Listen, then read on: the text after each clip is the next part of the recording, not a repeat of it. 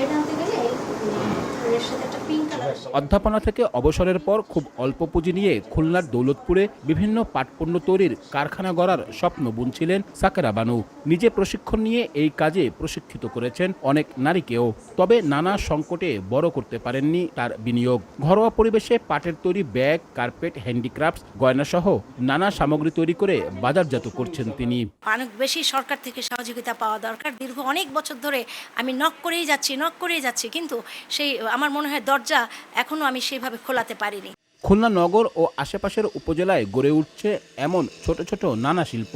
কেউ কাঠ দিয়ে তৈরি করছেন প্লেট, বাটি, রুটি মেকার, কেউ করছেন ব্যাগের উপর নকশা, হাতের নিপুণ কারুকার্যে তৈরি করছেন জামা, ওড়না, বুটিক, থ্রি পিস।